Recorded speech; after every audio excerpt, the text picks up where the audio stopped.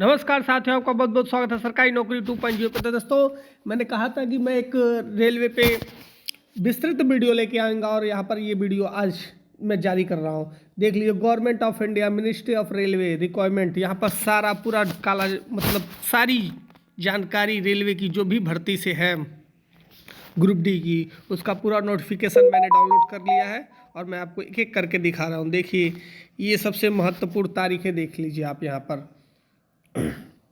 Opening date time online registration 23 जनवरी से ये ऑनलाइन हो चुका है। क्लोजिंग डेट ऑफ टाइम मतलब 22 फरवरी तक ये अंतिम तिथि है। ये तो मतलब आप लोग देख लिया जा रहा है। उसके बाद अगर फॉर्म सब सबमिट होने के बाद मॉडिफिकेशन के लिए आपको एक हफ्ते का समय दिया जाएगा, जो 25 फरवरी से 6 मार्च 2025 तक का टाइम होगा। उस बीच में अगर आप कुछ मॉडिफिकेशन करना चाहते हैं, कुछ 19-20 अगर आपके फॉर्म में गलतियां हो जाती है तो उसको आप सुधार कर सकते हैं रजिस्ट्रेशन करने के बाद। और यहाँ पर आप चलिए देख लेते हैं। यहाँ पर initial pay 18,000, grade 18,000, medical standards, age category 18 से 36 वर्ष, टोटल वैकेंसी 32,438 पदों पर ये भर्ती है। अब जोन वाइज भी आप लोग जान लीजिए किन किन जोनों में। देखिए, 67 पेज का ये टोटल नोटिफिकेशन है। सारी चीज़ें इंग्लिश में ही हैं, तो मैं इसकी जो महत्वपूर्ण चीज़ें हैं वो मैं आपको दिखा देता हूँ। यहाँ पर आप देख लीजिए कौन कौन कैंडिडेट फॉर्म भर सकते हैं। ये भारत का नागरिक हो, नेपाल का नागरिक हो, बेठान हो, लेकिन बशर्ते उसके लिए 1962 वो रिफ्यूजी होने चाहिए। अगर वो रिफ्यूजी होंगे तो ये भर सकते हैं। इसके लिए बाकायदा सारी चीज़ें गाइडलाइन की गई है। यहाँ पर एक चीज़ और आप देख लीजिए, एज आपको कैटेगरी वाइज छूट भी मिलेगी। यहाँ पर देख लीजिए, यहाँ पर ओबीसी के 3 साल, एससी एसटी के लिए 5 साल एज की लिमिट की छूट है।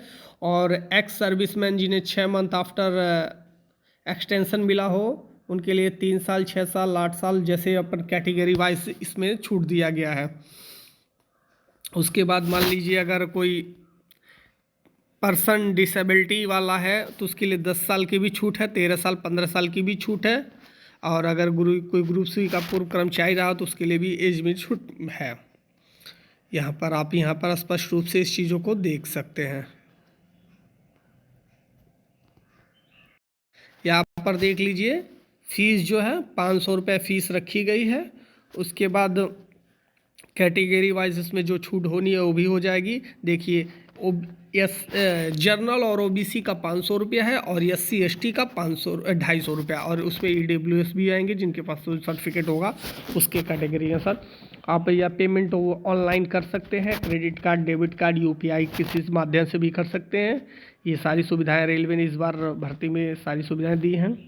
यहाँ पर देख लीजिए, सबसे एक महत्वपूर्ण चीज़ है जिसको लेकर मैं वीडियो बनाने का उद्देश्य था, बहुत बच्चों का कमेंट भी था इस पे बनाने के लिए, मैं यहाँ पर दिखा दे रहा हूँ। देख लीजिए, BPL card and other certificate issue by government, central government under recognised poverty. मतलब केंद्र सरकार का ही आपको इसमें कास्ट सर्टिफिकेट लगाना है। अगर आप राज्य सरकार का लगा भी देते हैं तो कहीं ना कहीं वो आप जनरल कैटेगरी में ही आप गिने जाएंगे, इसलिए ये केंद्र सरकार का ही लगाया गया है, यहाँ पर दे दिया गया है। इस चीज़ को लेके काफ़ी क्लियरिटी नहीं थी, लेकिन आज यहाँ पर क्लियरिटी मैं कर रहा हूँ, आप लोग देख सकते हैं। यहाँ पर स्पष्ट रूप से दिया गया है, पेज नंबर 13 पे दिया गया है, आप खुद भी डाउनलोड करके पढ़ सकते हैं। उसके बाद रेलवे का एक और नियम बहुत ही बेहतरीन नियम माना जाता है, रिफ़ंड। अगर आप एग्ज़ाम क्वालिफाई नहीं होती तो आपको 400 रुपये फ़ीस रिफ़ंड भी कर दी जाती है, ओबीसी और जर्नल की। और एससी की समतम पूरी अमाउंट रिफ़ंड हो जाती है। और बाकी यहाँ पर देख लीजिए, ये कॉन्टैक्ट डिटेल, अगर कोई कैंडिडेट को कोई समस्या होती है तो यहाँ पर आप वो अपना ईमेल करके या कॉल करके, लेकिन मैं तो ज़्यादा चाहूँगा कि अगर आप लोगों को कोई समस्या आती है तो आप देखिए, बैंकिंग पेमेंट से संबंधित कोई समस्या आती है तो इसे यहाँ पे कर सकते हैं। और बाकी अन्य समस्या के लिए भी कुछ अभी हेल्पलाइन नंबर जरूर दिया होगा रेलवे ने, चूँकि ये 67 पेजों का गाइडलाइन है। यहाँ पर देख लीजिए,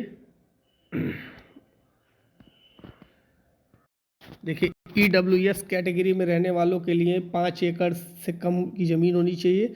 रेसिडेंशियल फ्लैट उनका 1000 स्क्वायर फीट से ज़्यादा नहीं होना चाहिए।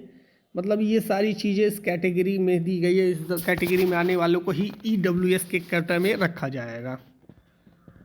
यहाँ पर आप साथियों देख लीजिए जोन वाइज किन किन चीज़ों में सीटें खाली हैं। देखिए असिस्टेंट SNT वर्कशॉप ब्रिज कैरबेज लोको सीड ऑपरेटर इलेक्ट्रीशियन, मतलब जोन वाइज ये मुंबई जोन का है।